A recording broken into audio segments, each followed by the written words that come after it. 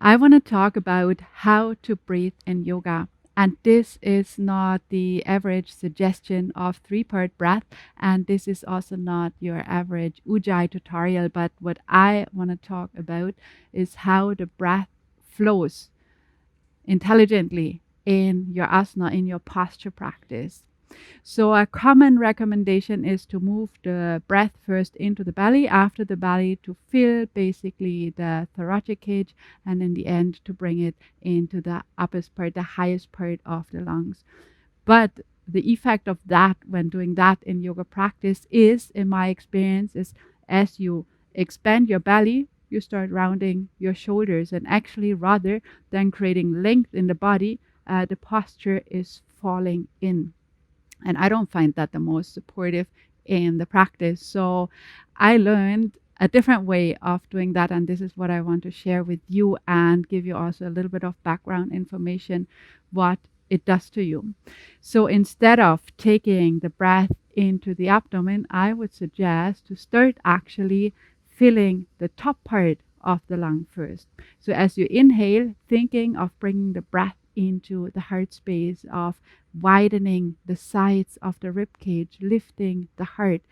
What's happening if you first start actually your breath thoracically? Naturally, your posture straightens. You grow a little taller. Your shoulders and chest open.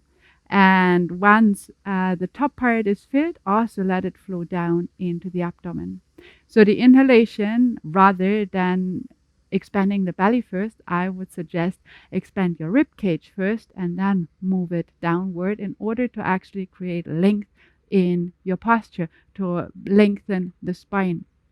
To exhale, also reverse to what is often recommended in the three-part breath, that you first deflate your rib cage and afterwards the belly. I would also recommend do it the other way around.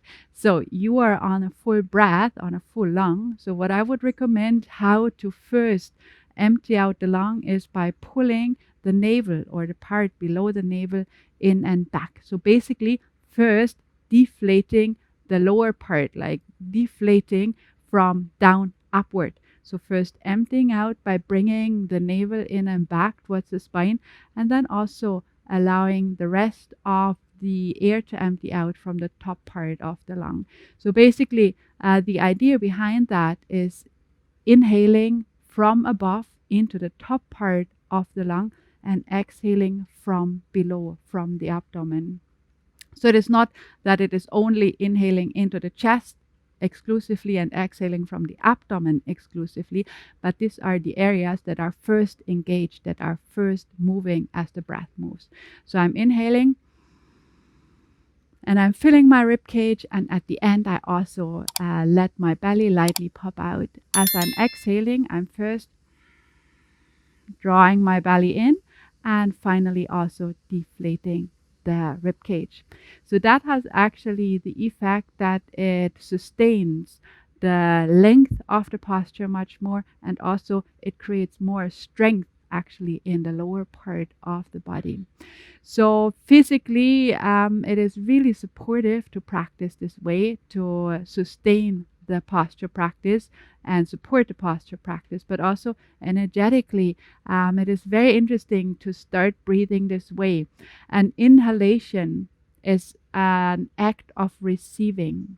So inhaling, receiving the breath, and rather than receiving the breath with your navel chakra, Manipura chakra, the powerhouse of personal strength, receive it with the heart. So basically, the inhale, the act of receiving air, prana, is an act of the heart. And to exhale, to give, this is an act of giving basically into the world, giving back your breath into the world, comes more with this impetus of personal strength and personal giving. So in this way, it's also a really interesting new way of working with the breath, like to really bring prana and air into the heart space first, and make that more an act, an offering, a receptivity from the heart. And as you're exhaling, that being more coming from a personal place of strength and power.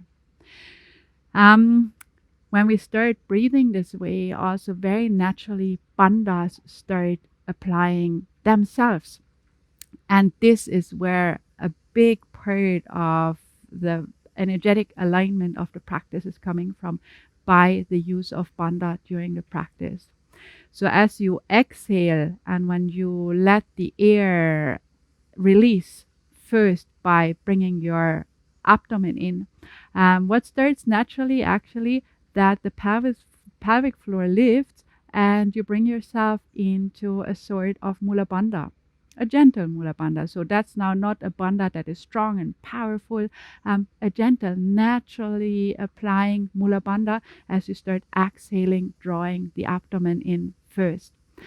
At the very end of the exhalation, if you allow for a short moment of time, like a second rest space, naturally the diaphragm lifts in and up, which is an Uddiyana Bandha. So by exhaling in this way, you naturally actually start working with Mula Bandha and with Uddiyana Bandha, the root lock and the abdominal lock.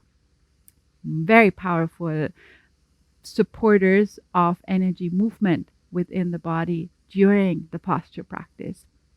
And generally, to sustain the breath, your Ujjayi breath properly, it's very helpful to simply bring the chin lightly in during inhalation, during exhalation, which is called Jalandhara Bandha. Of course, this doesn't apply in a back bend, but generally, if you always also look for tugging the chin lightly back, or another suggestion could be to lift the back of the head gently towards the sky, you naturally bring Jalandhara Bandha, the throat lock, into your practice and define your throat lock more and define your breath more and activate also the energetic flows in the top part of our beings. So this is my suggestion to try it a different way and to see the effects. So to breathe the inhalation first into the chest and deflating the belly. Secondly, to exhale, drawing the abdomen in first and deflate the chest. Secondly, the effect is a lengthening of the spine. The effect is an engagement of core and pelvic floor. The effect is activating the bandhas, and the effect is to align the inspiration, the prana coming into our being from a heart place, and the exhalation, the emptying out, being more from a place of personal strength. I'd be interested how that lands for you and how you can integrate that into your practice. If that is useful for you, follow us here on YouTube, subscribe, like us, share us, and check out our offers on our website. Good luck with your practice. Namaste.